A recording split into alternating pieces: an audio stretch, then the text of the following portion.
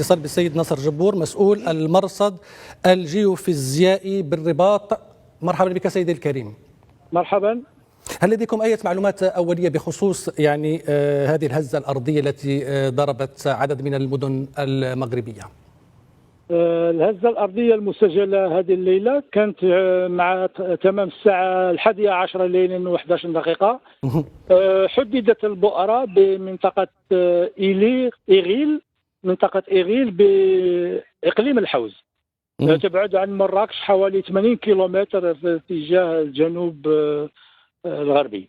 الهزة كانت بقوة 7 درجات على سلم ريشتر، هزة عنيفة لم نسجل من قبل هزة في هذا المستوى. نعم. ماذا تعنيه هزة بقوة 7 درجات حتى نفهم أكثر؟ هي تعتبر من الهزات العنيفة في هذا المستوى. تقريبا أول مرة نسجل بالأجهزة هزة داخل على اليابسة. نعرف أن المنطقة فيها زلازل من حين لآخر، لكن لم تصل إلى هذا المستوى في السابق. أول مرة نشاهد هذا. ممكن أحدثت بعض الأضرار في المنطقة البؤرة. تلتها أيضا هزات ارتدادية كثيرة.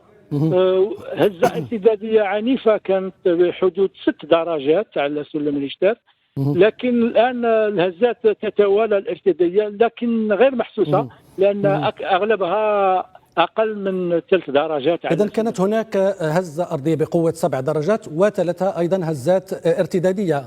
نعم. هل يمكن أن نتوقع هزات ارتدادية أخرى لا قدر الله، وأنتم تعلمون أنه في مثل هذه الظروف الجميع يتساءل ونكون عرضة لتوارد معلومات من هنا وهناك؟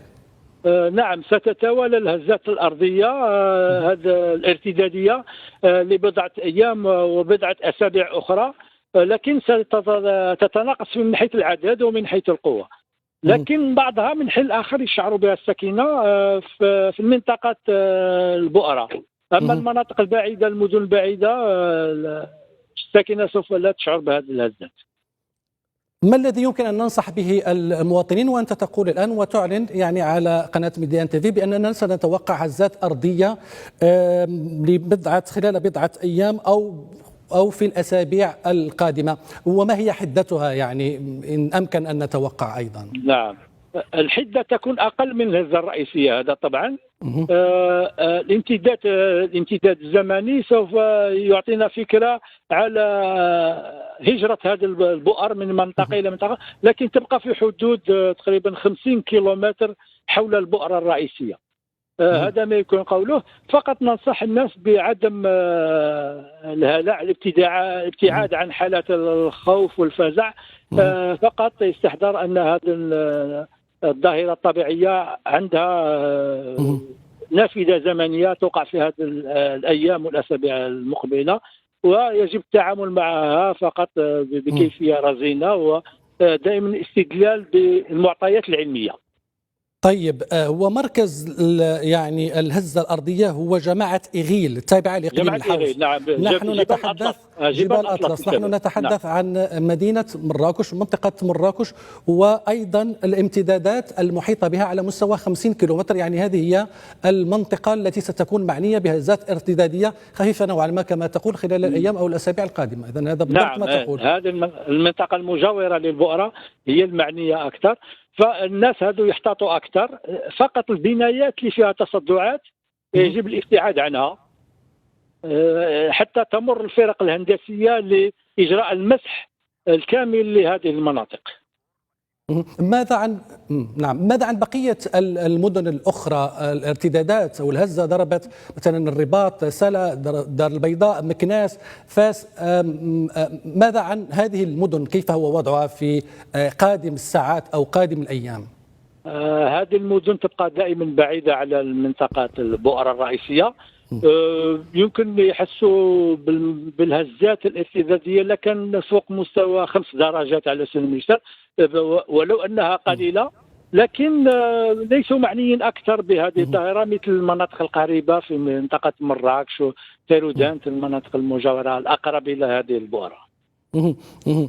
طبعا يعني هذه المنطقة ويعني مدينة أكادير هي مدينة قريبة جدا من مدينة مراكش، وأنت تعرف يعني حساسية المنطقة هناك، وكان هناك زلزال يعني مأساوي ضرب المدينة العام 1960. يعني لا نريد الخوض في هذا الأمر، لكن للمنطقة هناك حساسيتها ربما. ما المطلوب فعله هناك خصوصا لطمأنة ساكنة هذه المناطق الجنوبية؟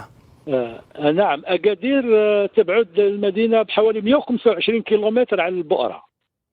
تبقى يعني بمنأى عن الهزات الارتدادية المحلية.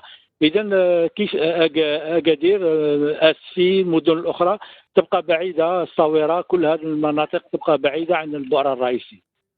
ما الخطورة التي يمثلها أو تمثلها هزة أرضية بقوة يعني 7 درجات على مقياس ريشتر، حتى نفهم يعني أكثر؟ في المقياس العالمي هذه الهزات تعتبر عنيفة. في المقياس العالمي تعتبر عنيفة. هناك هزات بمثل هذه الدرجة ضربت يعني دول كثيرة، ضربت مثلا تركيا، ضربت إيران، ضربت عدة مناطق. يعني كيف نفهم هذا المقياس وشدته وأيضا خطورته؟ يعني حتى ناخذ من باب الحيطة والحذر فقط، يعني ليس إلا. نعم، هذه القوة تاع الزلزال عندها علاقة بالفوالق، الصدوع الجيولوجية. كلما كانت صدوع جيولوجية طويلة كبيرة من حيث الامتداد تكون القوة أكبر. هذا شاهدناه في تركيا مثلا، فين الزلزال فاق 7 درجات على سبيل المثال. هل المغرب يعني عرضة لهزات ارتدادية أو لهزات يعني أرضية في الوقت الحالي؟ لا لا لا، يمكن التنبؤ، يمكن التنبؤ مسبقا بالزلازل بالتوقيت زمني إعطائه قبل وقوع الزلازل. هذا التنبؤ مستحيل، فقط بعض التجارب، مختبرات البحث العلمي تحاول، لكن لحد الآن ليست عندنا من طريقة أكيدة ومؤكدة لإعطاء هذه التنبؤات. شكرا جزيلا لك سي ناصر جبور، مسؤول المرصد الجيوفيزيائي بالرباط، على كل هذه المعلومات. أيضا